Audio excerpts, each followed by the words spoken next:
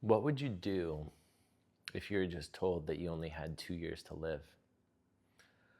My name's Jason Brown, and yeah, in the last couple months, I've kind of had the perfect storm of things happen. My startup tally collapsed. I had the end of a 20-year marriage, and a couple of weeks ago, I was just diagnosed with pancreatic cancer.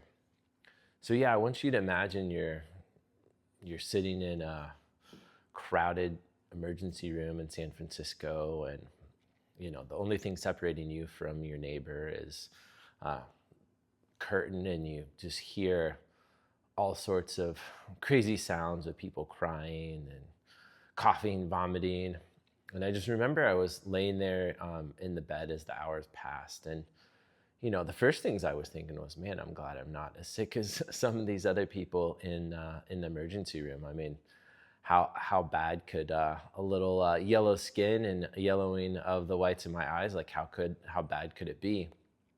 And after about 10 hours, two doctors slipped into the curtain where my bed was, and they looked really serious.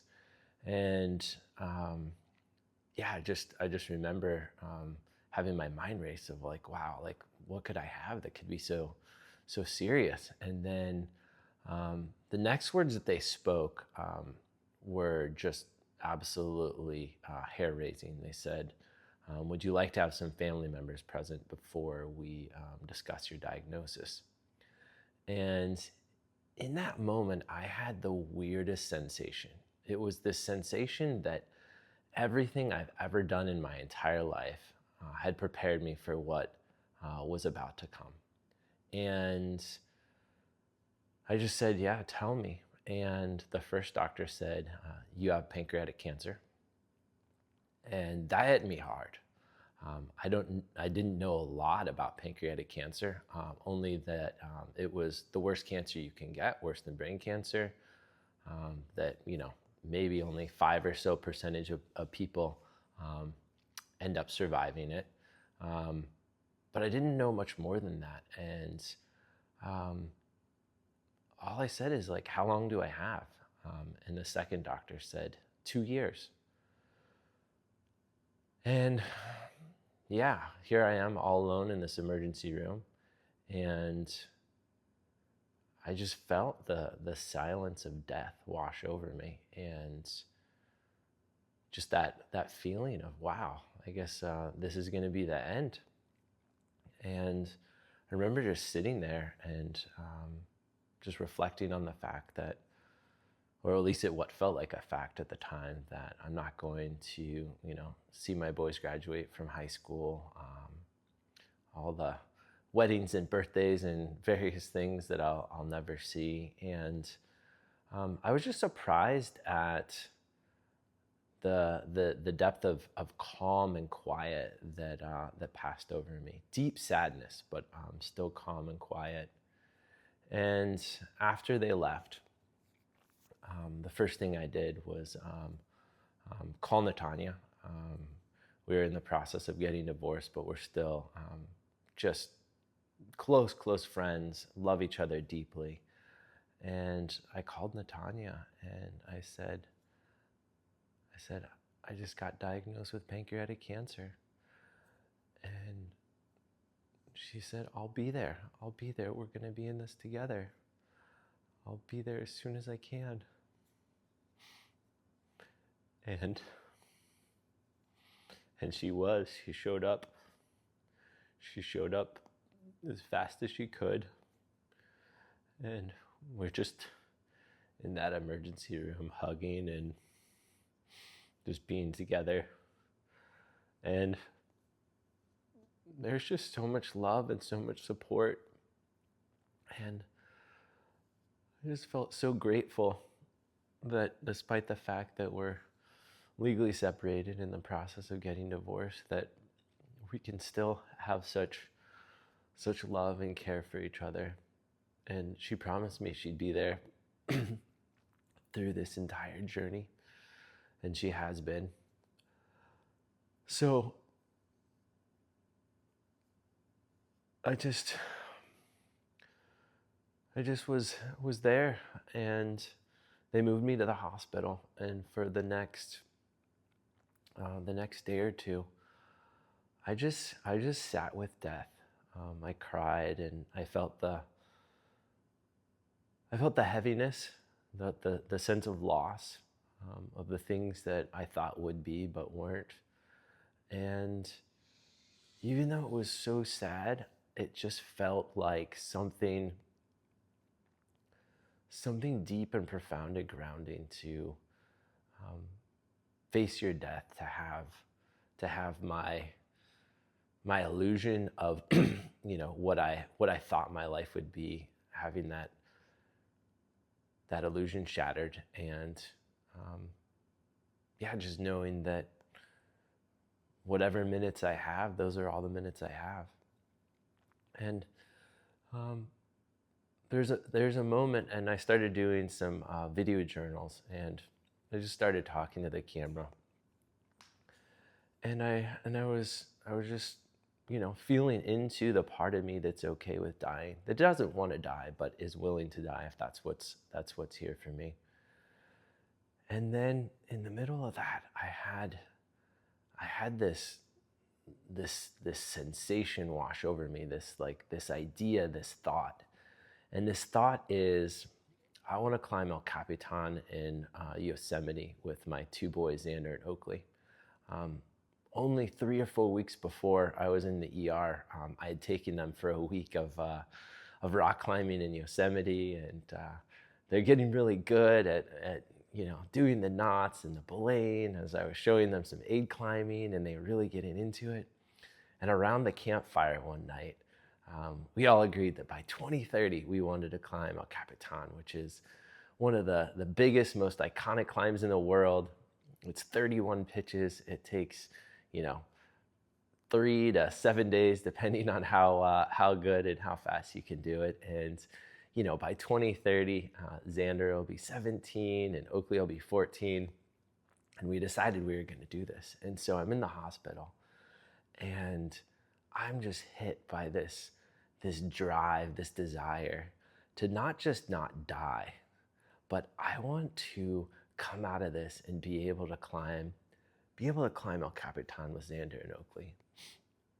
And I just felt this resolve build inside of me. It was just so strong to say, that's what I'm going to do.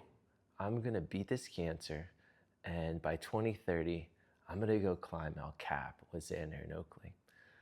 And a couple minutes later, Malicio, my nurse, comes in the room, and he was like, "Hey man, you look pretty fit. What kind of sports do you do?" And I was like, "Well, I'm big into free diving, and I also love rock climbing." And he was like, "Oh, cool, man. I rock climb too." And I said, "You by chance haven't ever climbed El Capitan, have you?" And he's like, "Oh yeah, man, a couple times."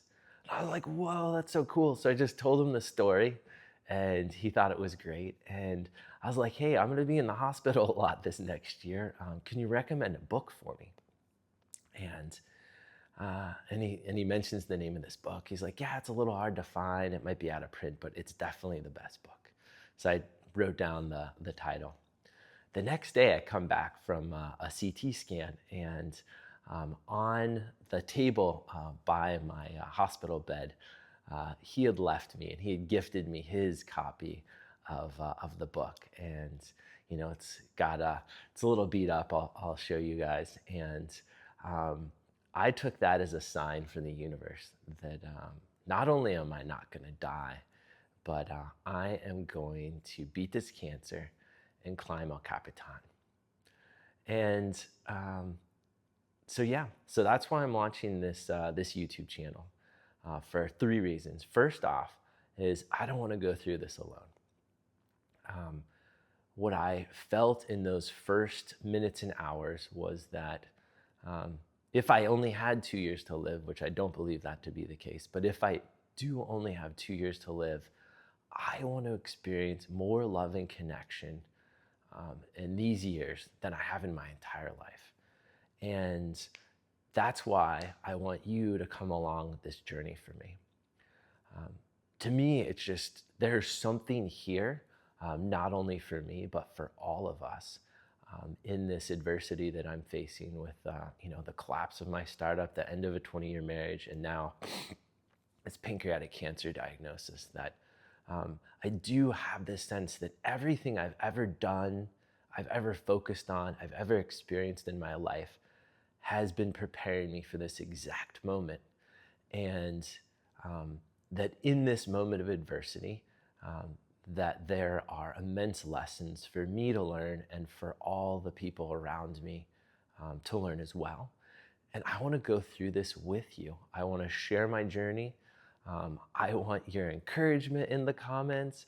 I want your questions in the comments. I just want to feel that we're all in this together. So that's the first reason why I'm launching this channel. The second is my mentor, Diana Chapman. When I was talking to her, the first time I called her, I asked if she would do my service if I were to die. And she said she would, and we were together on the phone and cried and connected. But the second time when I told her the story of El Cap, she's like, look, if you're gonna put in your order to the cosmic waitress, if you're gonna make a request of the universe, then be greedy. And I sat with that and I said, what is the greediest order I could put into the universe right now? And I came out with a few things. So point number one, feel more love and connection than I ever have in my life, partly why I'm launching this channel. Secondly, climb El Cap with Xander and Oakley by 2030. Next is I want to launch a movement around people coming together in the way that they experience adversity and being able to thrive in adversity together. And fourth is I want to build an AI startup in healthcare to make healthcare 10 times more effective. And so as I go through this cancer journey, I am trying to make myself available to the universe for all of these things. And I really think it'll be incredible to share these adventures, the ups and downs with you. And the third reason why I'm launching this channel is, I want to be able to look back and to see kind of where we've started and where we end up. And I think it'll be incredibly powerful to document that, not just the video that I'm recording, but all of the comments and questions, and we'll play with the format, maybe have conversations with people. All I know is that through the ups and downs that I'm experiencing, there is so much in this for all of us, and I really, really want to go through this with you. So here's my ask. First off, subscribe to this channel so that we can be in this together. And then share this with somebody that you think would benefit from hearing about what I'm going through, and maybe they'll have questions or things that we can discuss, and we can be together in this pretty remarkable moment. So with that, it is 9:57, so I'm actually running a little late for my first chemo appointment.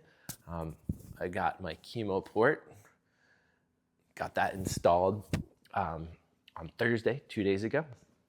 And now I am supposed to get my first chemo infusion. Gonna be there for 6 or 8 hours. And then one of the chemicals or the chemo gets infused over 2 days. So I'm gonna take this pump home that will be connected to me. So wish me luck. I'm definitely feeling a little nervous, but also feeling ready. I mean, this is one of the key steps to being able to beat this disease, and I'm ready to get that started. So, all right, thanks for your love and support.